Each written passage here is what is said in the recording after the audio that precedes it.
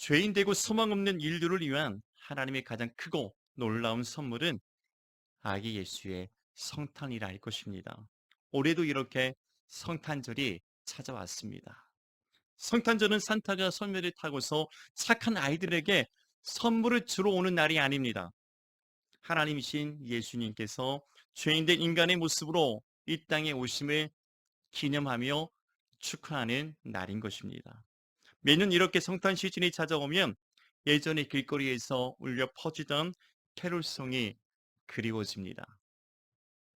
교회마다 십자가 첨탑 아래로 번쩍거리던 화려한 성탄 추리도 그리워지곤 합니다.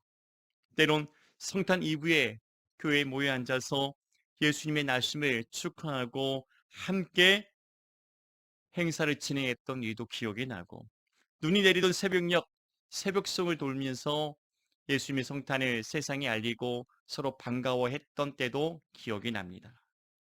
이제는 예전에 비해서 이렇게 아름답고 소중한 성탄 문화와 전통이 교회마다 거의 사라진 것 같습니다.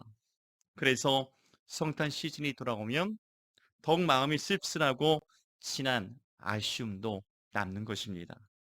여러분은 어떻습니까? 우리는 어떤 마음, 어떤 모습으로 이 아침 주일에 성탄을 맞이하고 있습니까? 죄인된 인류에게 보내주신 하나님의 최고의 선물, 아기 예수의 성탄을 감사와 기쁨으로 맞이하고 하나님께 영광을 돌리고 있습니까? 그는 근본 하나님의 본체시나 하나님과 동등됨을 취할 것으로 여기지 아니하시고 오히려 자기를 비워 종의 형체를 가지사 사람들과 같이 되셨고 사람의 모양으로 나타나사 자기를 낮추시고 죽기까지 복종하셨으니, 예수님은 이렇게 말씀대로 자기를 낮추시고 이 땅에 인간의 모습으로 찾아오셨습니다. 이렇게 하나님의 사랑의 확증과 완성을 위해서 죽기까지 복종하신 분, 바로 우리 주 예수 그리스도이십니다. 그는 나의 주, 나의 하나님, 나의 구원자가 되시는 것입니다. 이를 위해서 이 세상에, 이 땅에 찾아오신 그 성탄을 우리가 기념하여 감사하며 이렇게 예배를 드리고 있는 것입니다. 예수님은 그렇게 나 같은 죄인들을 구원하시기 위해서 사랑의 주로 이 땅에 오셨습니다. 사랑의 주로 오신 것입니다. 창조주 하나님이 죄인된 피조물을 섬기고 죽으시기 위해서 이 세상에 오셨던 것입니다. 그렇게 하나님의 아들이신 예수님은 2000년 전에 잠시 이 세상에 오셔서 우리와 함께 계셨고 우리의 모든 것을 채울하셨고 우리를 위해서 십자가에서 죽으시고 또한 다시 오실 주님으로 우리는 기다리고 있는 것입니다. 바로 임마누엘, 하나님이 되어 주셨습니다. 보라, 처녀가 잉태하여 아들을 낳을 것이요 그의 이름은 임마누엘이라 하리라 하셨으니 이를 번역한지 하나님이 우리와 함께 계시다 함이라. 지금도 예수님은 성령으로서 우리와 이 자리에, 이 시간 우리의 삶 가운데 함께 하십니다. 성령으로서 예배드려지는 귀한 성탄절 감사 예배가 되길 간절히 소망합니다. 일본의 신학자였던 우찌무나 간주는 예수님의 성탄을 가리켜서 이렇게 이야기했습니다.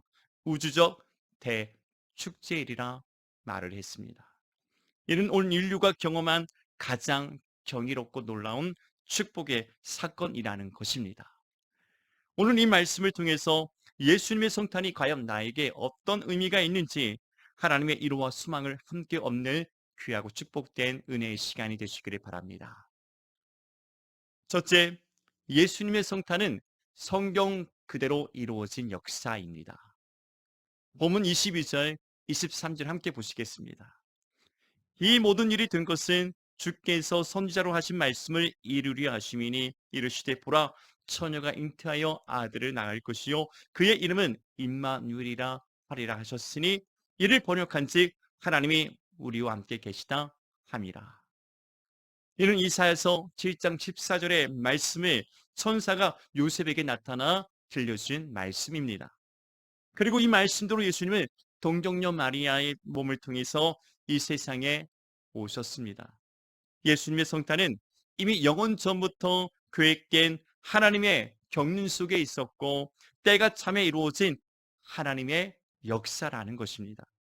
약 2000년 전 유대 땅 베들레헴의 하나님의 아들이 인간의 몸, 종의 형체를 입고서 이 땅에 태어나셨습니다. 예수의 나심은 이러하다고 성경은 말씀하고 있는 것입니다. 이같이 예수님의 성탄은 어느 날 갑자기 결정된 즉흥적인 우연한 일이 아니라는 것이지요.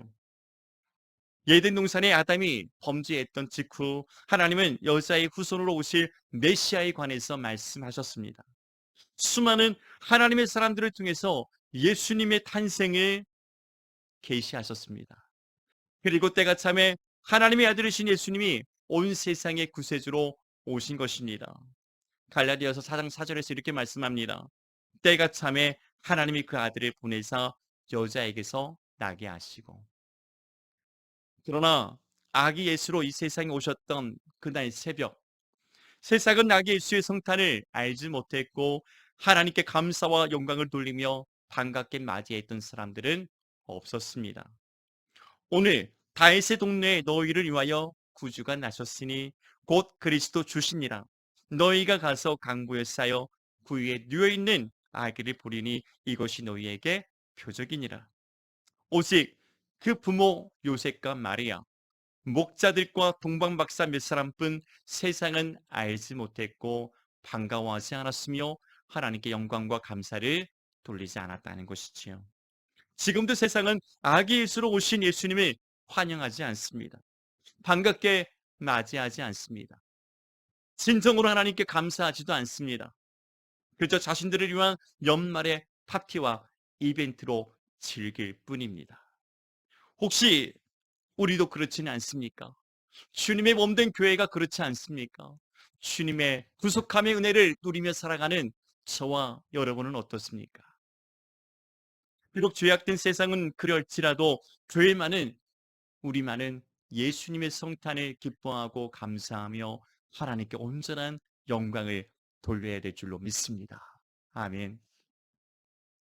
그 누구보다 그 무엇보다도 예수님의 성탄을 가장 기뻐하고 즐거워하며 이 기쁨의 소식을 온 세상에 전해야 되는 것이 교회의 사명이요 우리가 해야 될 가장 중요한 일인 것입니다.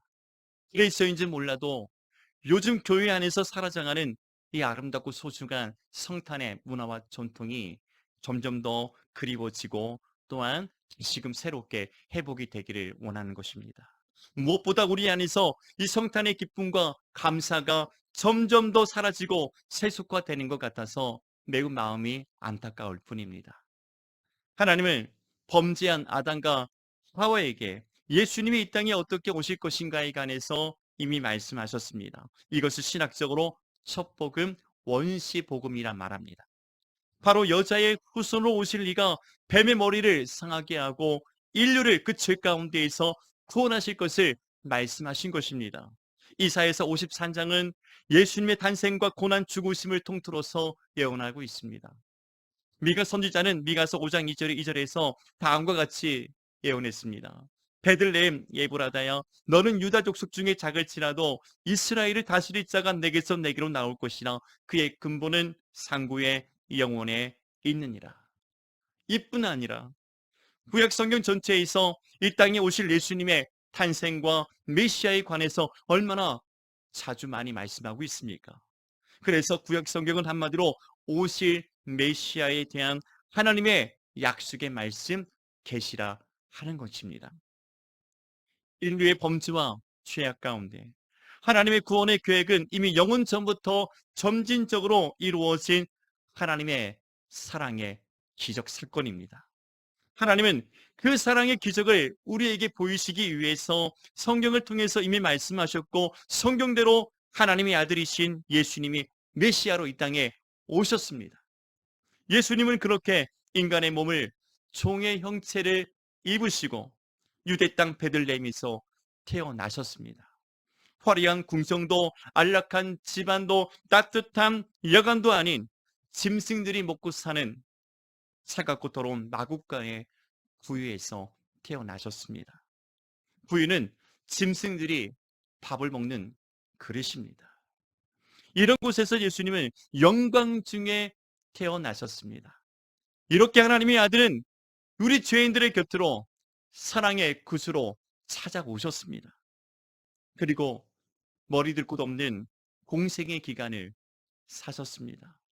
예수께서 이르시되 여우도 굴이 있고 공중의 새도 집이 있으되 인자는 머리 들 곳이 없도다. 그렇게 죄인들을 찾아가서 하나님 나라의 복음을 전파하셨고 하나님의 사랑으로 죽기까지 우리 죄인들을 섬겨주셨습니다.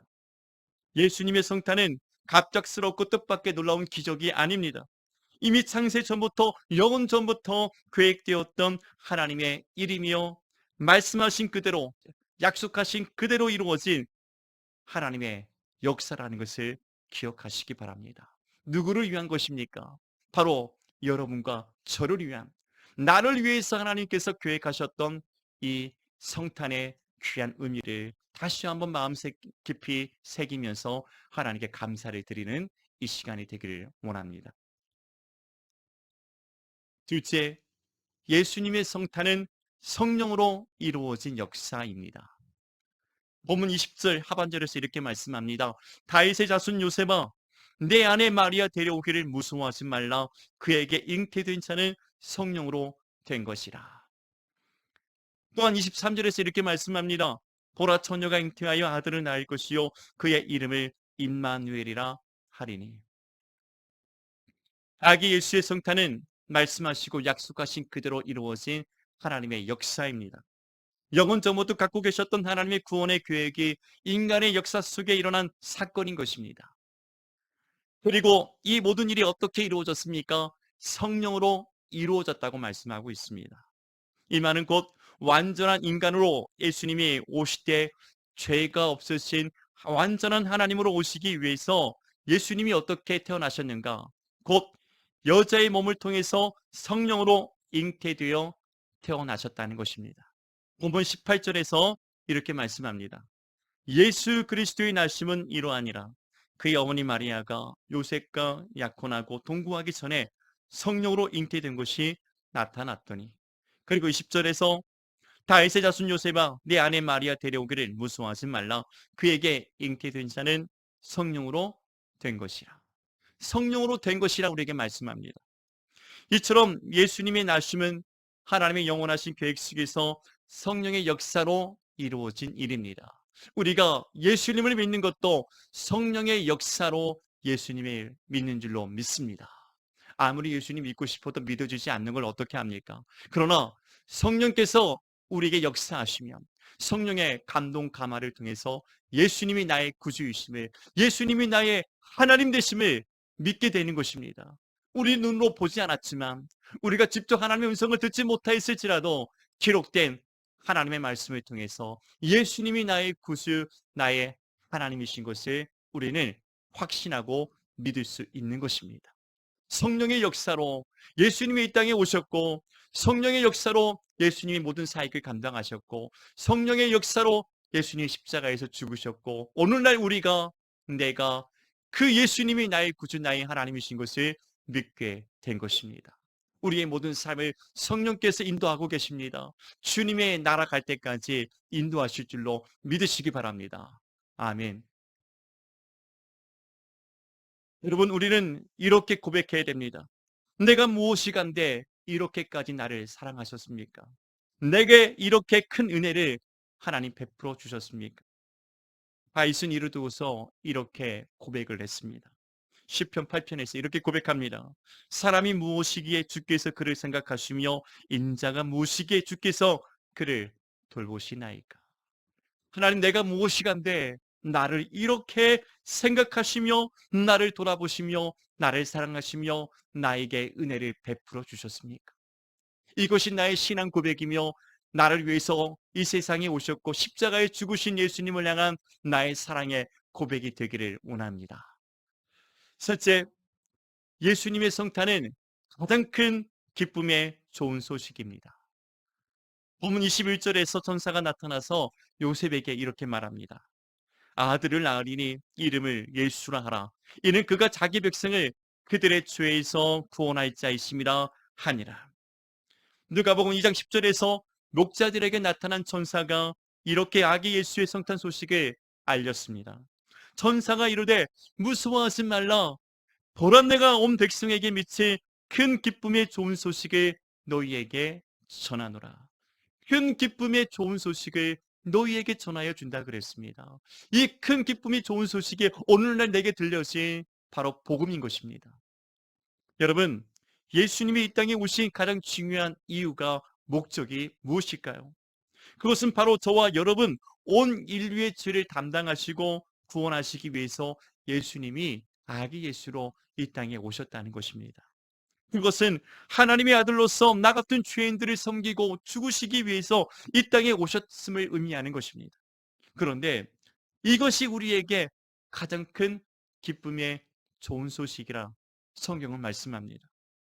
하나님께는 가장 가슴 아픈 일이지만 소망 없던 우리에게는 가장 큰 기쁨의 좋은 소식이 되었다는 것입니다. 이것이 예수 그리스도의 복음인 것입니다. 여러분, 우리는 지금 가장 큰 기쁨의 소식을 전하고 그 기쁨의 소식을 듣고 있습니다. 이 시간 그 누구보다 가장 반갑고 기쁘고 감사하며 가장 큰 영광과 경배로 하나님께 나아가야 될 사람은 다른 사람이 아닌 바로 저와 우리들인 줄로 믿습니다.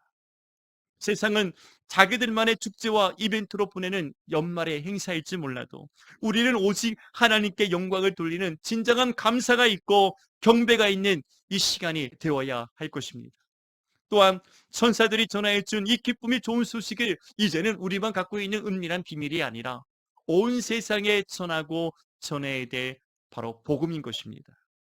또한 예비한 예물로서 동방 박사들이 예수님의 탄생을 함께 기뻐했던 것처럼 오늘도 진정한 감사와 예물과 드림으로 우리의 모든 삶을 하나님 앞에 드림으로 하나님께 영광을 돌려야 될 줄로 믿습니다. 수년 전 20억이 넘는 로또에 당첨되었던 한 사람이 있었습니다.